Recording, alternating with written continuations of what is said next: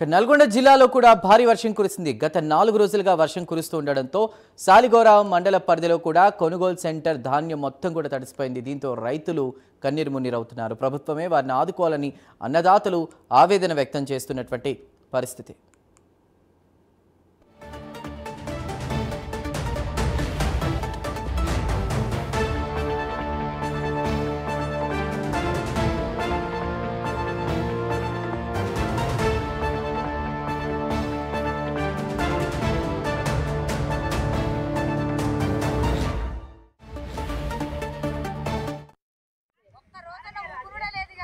మా ఊరు తిరుమల కూడా మా ఊరి చేను పోసి 15 రోజులు అయింది.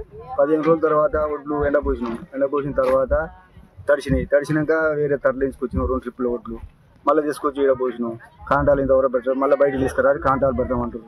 మా పరిస్థితి ఏంటి? మేము ఈ మోపున వండనక వాననక ఈ మోపున తిప్పలు పడుతుంది, కాంటాలు పెట్టలేదు, బయటికి తీసుకురాలి పెడతామంటారు.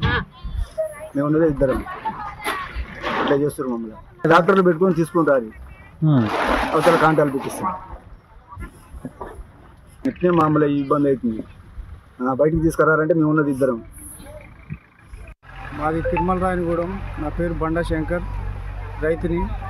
15 రోజుల నుంచి ఎడతెరిపి లేకుండా వర్షాలు కురవడం వల్ల ఒడ్లు మొత్తం చాలా ఇబ్బంది అయ్యి మొలకలు వచ్చి తిరగబోసి ఇబ్బంది పడుతున్నాం. మ్యాచర్ వచ్చినా కానీ మళ్ళీ పట్టాలు కప్పినాక మళ్ళీ మ్యాచర్ చూసి మళ్ళీ చూడాలని ఇబ్బంది పెడుతున్నారు. దానివల్ల నష్టం అవుతుంది.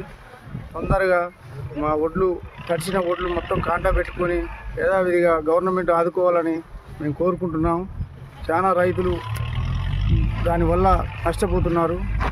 ఒడ్ల వల్ల తిరగబోసి మళ్ళా ట్రాక్టర్లు ఎత్తి ఇటు పోసి అటు పోసి. నమస్తే అండి. ఇక్కడ నల్గొండ డిస్టిక్ శాలిగోర మండలం జాలనగూడెం గ్రామ పంచాయతీ అన్నమాట. ఇది ఇక్కడ ఏంటంటే 6 కాలాల పాటు రైతు శ్రమించి కష్టపడి ఎండనక వాననక పగలనక రాత్రనక కష్టపడేసి వరి పంట చేతికి వచ్చే క్రమంలో మనం కాలంలో పోసిన తర్వాత నిన్న పడ్డ వర్షానికి మామూలుగా 8కు స్టార్ట్ అయితే ఒక 2 గంటల వరకు కొట్టిన వర్షానికి మొలకలు వచ్చే క్రమంలో వర్షం అనేది పడ్డది. దీనికి ఏంటంటే మన ప్రభుత్వం కొన్ని చర్యలు తీసుకొని రైతులకు న్యాయం చేయాలని కోరుకుంటున్నాం.